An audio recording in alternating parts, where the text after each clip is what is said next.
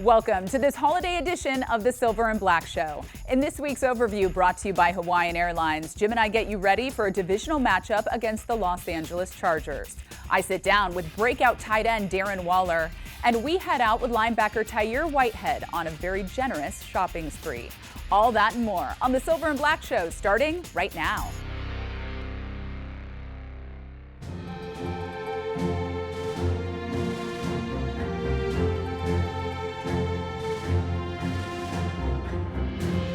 It's just about appreciation. You know what I mean? We understand where they are mentally and where their heart is at right now, and it stings, you know. But you're going to have a lot of guys that came back today, and you know, to relish in this moment. And we came back for one reason, because of the fans. I just want you to take a look out in the center of this field and look at all the guys that came back for this moment here today. We understand what it's about. We understand Raider Nation. We understand Raider love. Since 1966, you guys have been coming to this stadium and you've been rooting this team on to victory. You've seen this team win 3 Super Bowls. You've been here through the ups. You've been here through the downs. But you never wavered. A lot of Raiders legends on hand for an emotional goodbye to the Coliseum. Happy holidays and welcome to the Silver and Black Show. As always, I'm your host, Nicole Zaloumis, alongside our 2-time Super Bowl champion, Jim Plunkett. Jim, I feel like we should be serving up some spiced eggnog right now after that game. Let's put the outcome aside, because we know it was a tough loss for the Raiders, and just focus on the atmosphere. What was it like? It was a great atmosphere. People were fired up. They knew that the Raiders were going to be leaving town. And they showed up big time. A lot of great players have taken that field in Oakland. A lot of great games. It's for me, very sad. Got to my first Super Bowl here in Oakland, and very proud of that fact. It's just a shame that the Raiders are moving on, but they're looking forward to very good things coming up. A lot of alumni, as you had mentioned, they were on the field, lighting the torch. I mean, just scattered all throughout. What was that like to see everyone come together for that final game? Well, it was great. Great to see some old teammates, some old friends that I hadn't seen in a long time. Although, the Raiders are very good at bringing them in at various times during the course of the year. But it was great to see them come down here for a special occasion. The last game here at the Coliseum, probably, and the fans responded extremely well. It was a very great and fun evening. Well, it was the final home game this season, but the Raiders are now on the road. They head down to Los Angeles to take on Philip Rivers and company, and you know what Philip Rivers represents. That's always a solid quarterback, great numbers this season. How are they going to contain him? Well, like anything else, and I say this week after week, you got to put pressure on him. That's the only way you're going to slow him down. You won't stop him entirely. But if you look at the two quarterbacks, Philip Rivers and Derek Carr. Philip Rivers has a few more yards over Derek, but he has more interceptions. He's made more mistakes this year than Derek.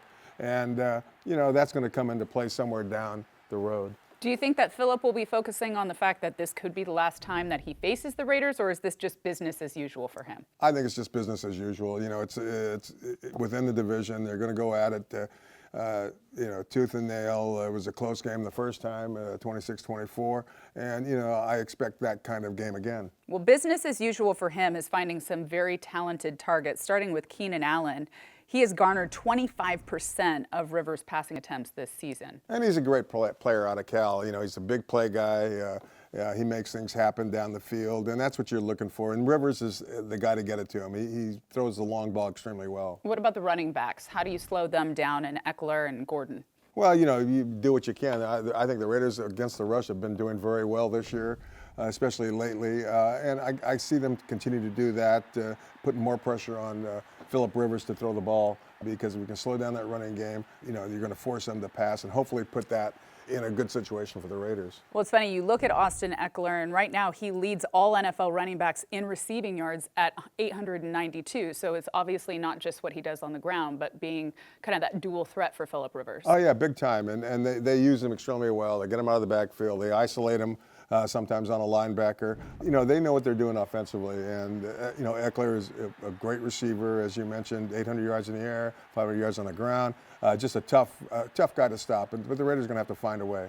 All right, Jim, we have to take a quick break here. But coming up next, I sit down with one of the best stories in the NFL, tight end Darren Waller.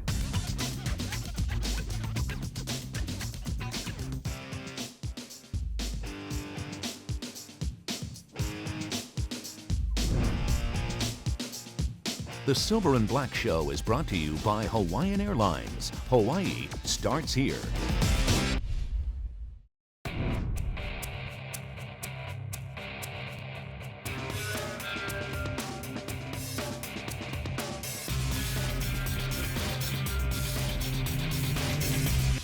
From relatively unknown to almost out of football, and now one of the best tight ends in the game, Darren Waller's journey in the NFL has been anything but easy. I sat down with number 83 to talk about this year of redemption and what the future holds for the Raiders' breakout star. You've hit it off as a Raider. The fans love you, coaches, your teammates all love you. What is it like for your family to see you shine so bright on this big stage? They're really proud just because of like where I've come from and just the way I was living and like the habits that I have, and I wasn't really, making the most of, the situations that I had in the past, and they were really worried about me, but now they're really proud because they see like I want to do it, and I'm taking control of my life and how I want it to go. Like I have vision now, I didn't really have it before. And what are the conversations like now about football and your success with your family members? My mom's still the same. She just wants to make sure I'm safe, and I got my head on the swivel out there, and if somebody's hitting me, she's still going crazy. But I mean, it's they just always checking and seeing if I'm still having fun and enjoying it, and getting the most out of it. In Week 15, you became just the second tight end in Raiders history with 1,000 receiving yards in a single season. That joins the great Todd Christensen. You also tie a club record for most 100-yard receiving games in a single season. What's your reaction to this kind of news?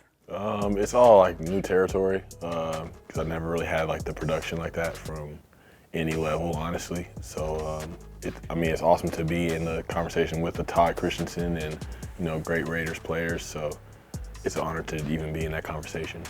So you've now surpassed Jared Cook's 2018 mark of 896 receiving yards. You moved top 5 all-time Raiders tight ends for receiving yards in a single season.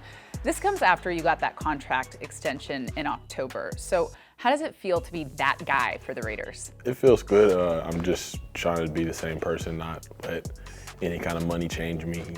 There's been a lot of examples of people that have gotten contracts and their performance hasn't been the same, and I've taken that in and realized that I don't want to be one of those people. I want to be someone that continues to elevate, continues to grow. So when that happened, I just worked even harder. I made sure I was doing more and not doing less, feeling like I could just get away with it just because I was earning a certain amount of money. So it's all about just continuing to improve, because I still got a lot to get better at. I want to continue to be consistent, whereas before it was like, I couldn't see myself being consistent for a long period of time and nobody really could. And now it's like, I know I'm capable of that, so I want to, make it count, because I'm not promised any certain amount of time, so I just, stack days. Who inspires you in terms of teammates, coaches? Who would you credit to helping you get to that next level? Man, that's way too many people to point out. I mean, it's really everybody I've come in contact with. It's people on the defensive side of the ball, everyone on the offensive side of the ball, anyone I come in contact with in meetings. It's always a certain nugget, some kind of information I pick up on, whether they're talking to me directly or not, or talking to somebody else. It's always somebody different, and I just appreciate the whole team, the whole building for investing in me in the way that they have. We talked a little bit off camera about the Pro Bowl roster, but I know fans really wanted to see you as a selection for Pro Bowl, and that might still happen depending on what happens with Super Bowl, but to be recognized as a Pro Bowler, I mean, that has to be pretty special, whether you're a selection or an alternate. Yeah, to even be in a conversation of just being right there on the cusp is, it's cool with me. Like, I'm in the discussion, like I'm there and I'm producing at that level. So I mean, I'm cool with it. Did you ever think when you started your NFL career that this is where you would be? Nah, I didn't think I'd be a Pro Bowler. I remember the first OTAs I was at in Baltimore, I didn't think I was gonna make it to training camp. So it was just like, I never really had long-term goals like that. But now it's like, it's here and it's like, it's cool, but it's like now, it's just like, now what now? It's like, what are you gonna do going forward? What does it mean to you to wear the silver and black?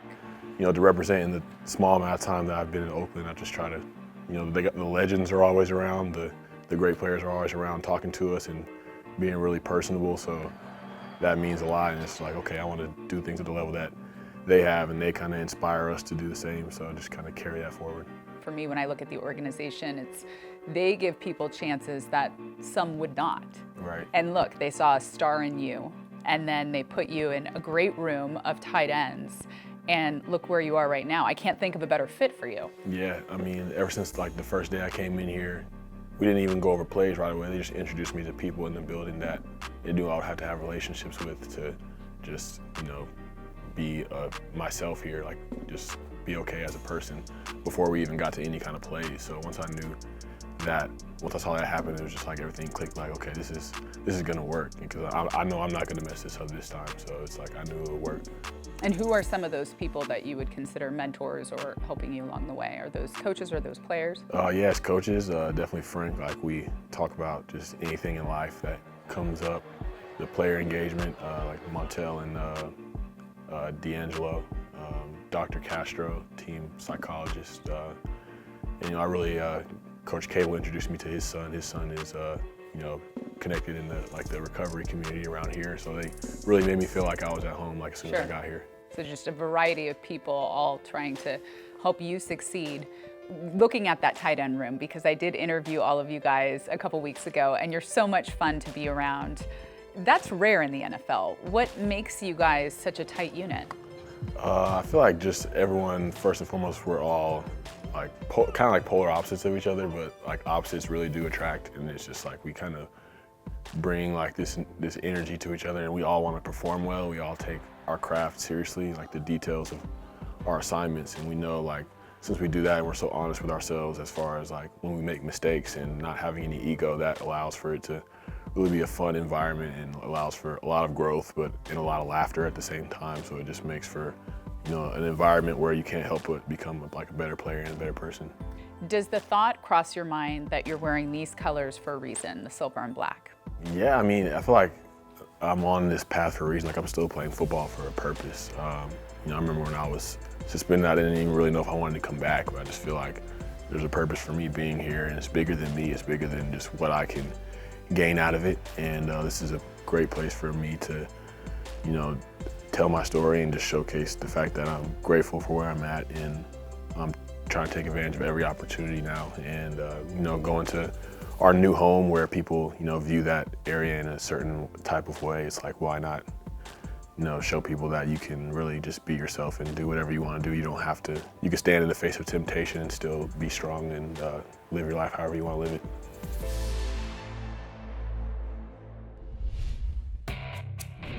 Here's the first down play by Carr. Down the middle, wide open, it's Waller to the 10, and tripped up at the 2 by Will Redmond. And now Carr, wide open, and his favorite target, Darren Waller, his 47th reception of the year. He is having a great season. We heard from Waller himself on what it takes to get to this level of play. Why don't we head into the film room now and check in with Professor Kennedy as he breaks down what makes this tight end so successful. Hey everybody, Professor Kennedy here with this week's edition of Chalk Talk, brought to you by the Ray Morgan Company.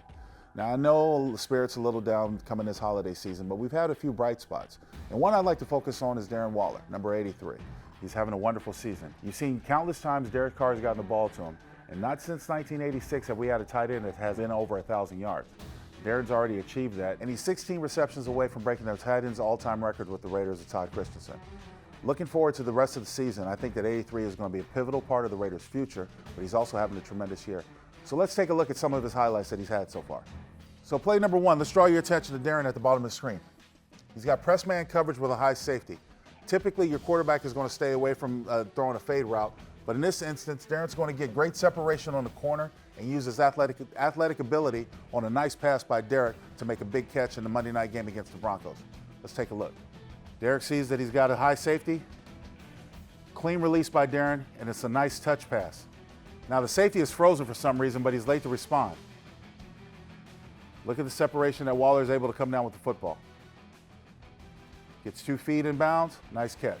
Fast forward to the Green Bay game. Packers like to play a lot of man coverage, and with a single high safety, Derek knows what he's got in an empty backfield. So what's going to happen is you're going to have the 2 receivers that are going to come inside, and it's going to be a rub route. Coverage is going to get mistaken, and Darren's going to come wide open on the wheel route for the touchdown. It's big-time play. Let's watch. Receivers go in. Nice little rub route. There's a wheel route. Waller, touchdown. Well, looking also at the Green Bay Packer games, they like to play a lot of quarters, where each individual is going to have a quarter of the field. Right now, Darren's going to run a seam route and is going to run all go. The safety messes up by not getting deep enough and keeping Darren in front of him. But by the time he realizes it's already too late, and Derek's going to throw a strike to Darren Waller. Let's watch. Clean release, all go. Now, for some reason, the safety goes wide when he's supposed to be in the middle part of the field.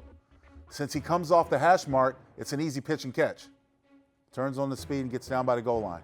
Nice recovery by the referee as well. He's had a tremendous season, and he's a breakout talent.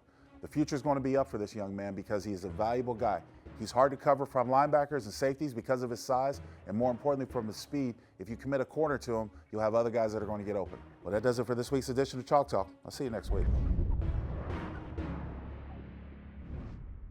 Linebacker Tyir Whitehead has been relentless on the field this season, and he's carried that tenacity into the community as well. That's why he is the Raiders' nomination for this year's Walter Payton Man of the Year award. Tyir once again showed why he is deserving of the award as he surprised underprivileged kids in the community with a Christmas shopping spree. We're actually going to take you on a shopping spree.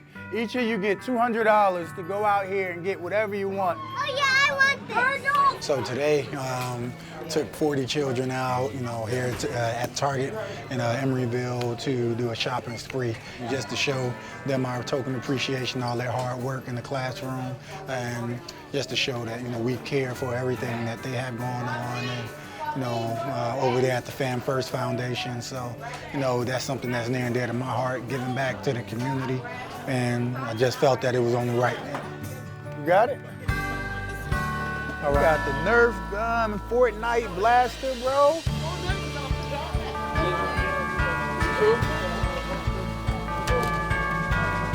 What you want? What you want? You want Gecko?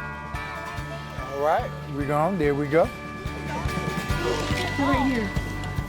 What are we doing? This one, this one, and this one. For me, it's not about what what the fans can give us as players, but it's a matter of what we can give back to them. It's a two-way street. It's not all about, take, but it's about giving as well. You were close.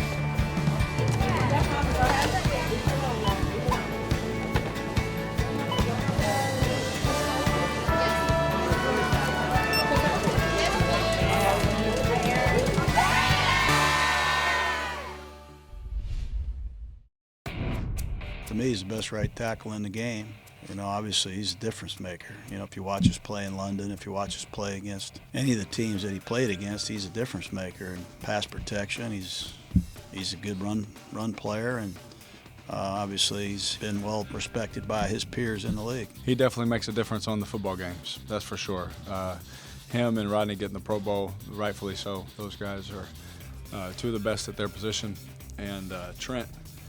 That guy is just a monster. When it comes to pass game, run game, you literally see him throw grown men 8 to 10 yards off the ball. It's crazy what he's able to do, against some really talented people. So with the year that he had, him going to Pro Bowl, rightfully deserved.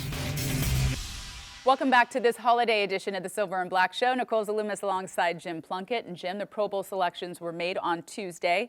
A couple here in Trent Brown and Rodney Hudson. It's nice to see Trent Brown, who got that big contract during the offseason, selected to the Pro Bowl because, look at it, second fewest sacks allowed, second fewest QB hits allowed. He really validated his status. Oh, he did. He came in, he played extremely well, and he did make the Pro Bowl. People thought very highly of him, and he paid off for the Raiders. Rodney Hudson is one of those guys that you feel like he's always in the Pro Bowl. He was also the CTE award winner, but one of two players in the league that hasn't allowed a sack or a QB hit all season. Yeah, Rodney's been a fantastic player for the Raiders over these many years. As you mentioned, several-time Pro Bowler, and well-deserving of this honor. So those are the two Raiders selections, and then we have a list of alternates here. At the top of that list is Darren Waller, because I know we were really hoping that he was going to be selected to the Pro Bowl, not as an alternate. Still might start depending on how things shake out with the Super Bowl. When you look at Waller and how he's evolved, what impresses you? you? His speed. For a big guy, he can run out there. He can run patterns just like a wide receiver. He's very tough to cover. He's got great hands. You know, all the things that you would expect from, you know, a tight end, wide receiver type of guy. And the guy has speed, and that makes a difference. Another alternate here in Josh Jacobs, 4th highest yards per game in the league. 88.5 is what he was averaging. Leads the league in broken tackles. In the last decade, no rookie running back had more than 57 through the first 15 weeks. He has just had a remarkable season. He has. He's a tough guy. He's not very big in stature, but big on the football field. He breaks tackles constantly, and that's what you're really impressed by, being able to shake off a tackler and gain more yards. A very pleasant surprise for the Raiders. Even though they're alternates in the Pro Bowl, they've provided so much hope for what the future is for this Raiders offense. Oh, absolutely. You know, you see these guys go out there and play week after week, and you know, they're young, they've got a great future ahead of them, and they're going to contribute to this Raiders offensive football team. And there were a couple other alternates in Alec Ingold and Richie Incognito. Well, that's going to do it for this holiday edition of the Silver and Black Show, Jim. On behalf of Darren Waller and Jim Plunkett and all of us here at Silver and Black Productions, thanks for watching and have a happy, safe holiday with your family.